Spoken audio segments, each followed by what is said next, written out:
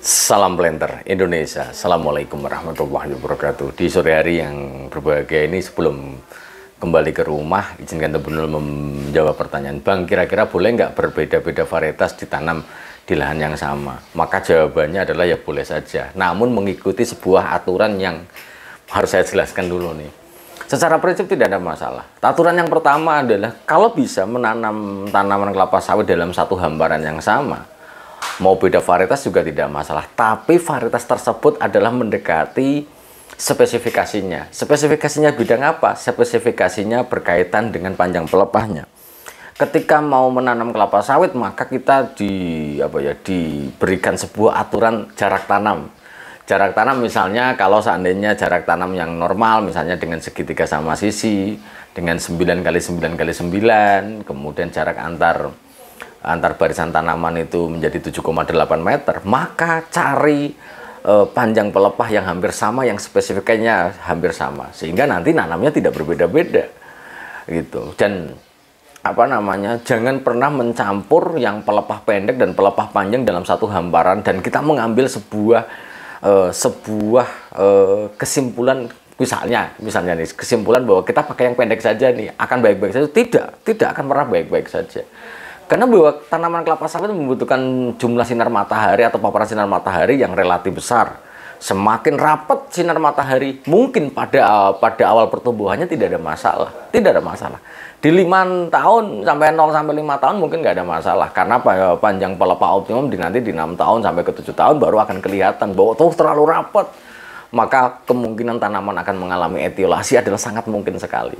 Sebagai contoh, kita akan kalau kita menanam TN1 yang merupakan varietas pelepah pendek dari Bakti Tani, kemudian mau dicampur mix dengan DPSN1 Kalabar, maka kita tidak bisa mengacu kepada jarak tanam 8,6 miliknya Bakti Tani ataupun TN1-nya. Kalau kita mengikuti dia, maka Kalabar terlalu rapat, karena rekomendasi Kalabar adalah 143 pokok per hektar dengan jarak antar tanaman adalah segitiga sama sisi 9 kali 9 kali 9. Maka ketika ditanam dengan menggunakan TN1, ya mungkin Bakti Taninya juga baik. Tapi Kalabar terlalu kerapatan.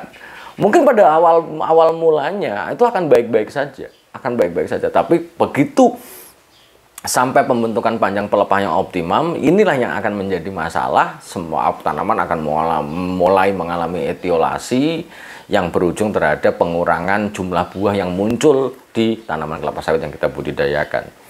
Di sisi lain, sahabat Tebu Nul semuanya, kalau seandainya mau menggunakan varietas yang berbeda, lebih bagus adalah menggunakan sistem jalur saja, monggo saja. Kalau saran saya sih, misalnya mau satu baris nggak apa-apa, selama dia panjang pelepahnya hampir sama juga tidak ada masalah. Tapi kalau panjang pelepahnya berbeda, ya tetap akan susah. Lah, tapi kalau kita menanam satu hamparan yang luas, misalnya kita mau nanam 10 hektar, memang malah justru saya rekomendasikan tidak menggunakan satu varietas.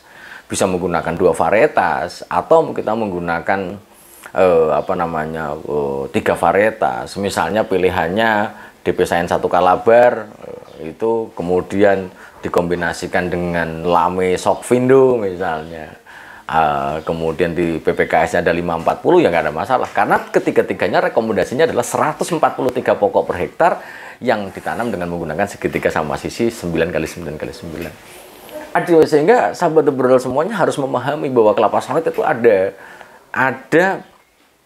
yang pelepah pendek dan ada juga pelepah panjang. Sehingga kalau mau mencampurnya harus memahami spesifikasi dari varietas yang mau kita tanam. Jangan tiba-tiba kita nanam, tapi kita tidak tahu varietasnya. Nah, ini salah satu kelemahannya kalau kita menggunakan bibit abal-abal yang kita tidak pernah tahu varietasnya apa, kita nggak tahu ini. Kalau varietasnya nggak tahu, ya akan menjadi masalah yang besar.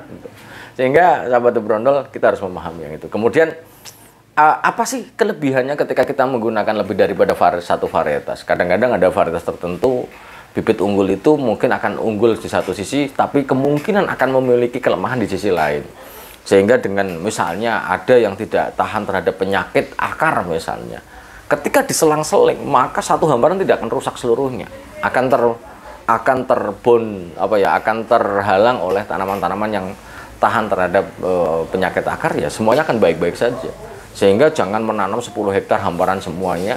Apakah nggak boleh? Ya boleh saja. Tapi kalau kita menggunakan varietas-varietas yang berbeda akan jauh lebih bagus. Tapi kalau saran saya sih tidak selang-seling ya.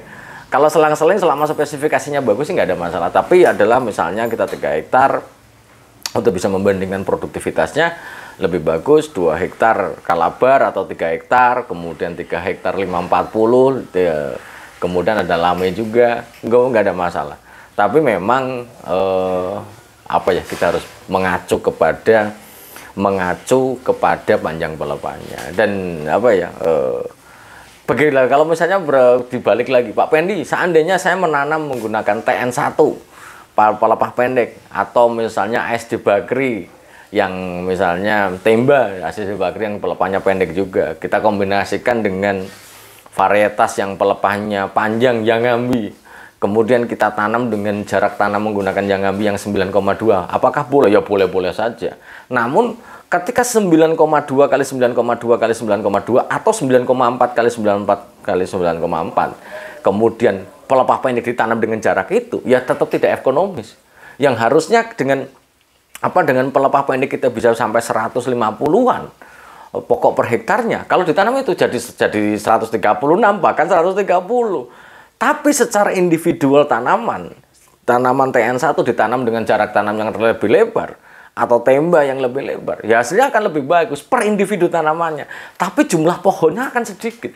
Kalau jumlah pohonnya sedikit, kita hanya mendapatkan jumlah pohon yang sedikit saja, maka pengalinya juga pasti akan sedikit. Harusnya bisa 156, ini hanya mungkin 130 saja, kan kita sudah tekor 26 pokok per hektarnya. Kalau bisa menanam bisa lebih kalau menanam luas ya menjadi akan masalah. Sehingga di sore hari yang berbahagia ini, Entrepreneur mengajak kepada sahabat-sahabat Entrepreneur semuanya untuk menanam bibit unggul yang bersertifikat dan mengetahui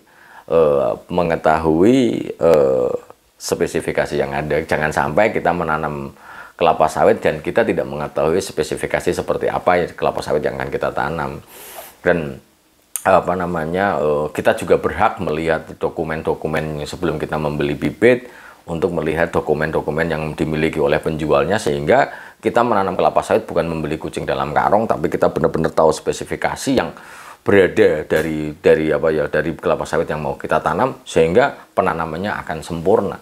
Penanaman yang sempurna sesuai dengan panjang pelepah yang direkomendasikan ada 2 keuntungannya.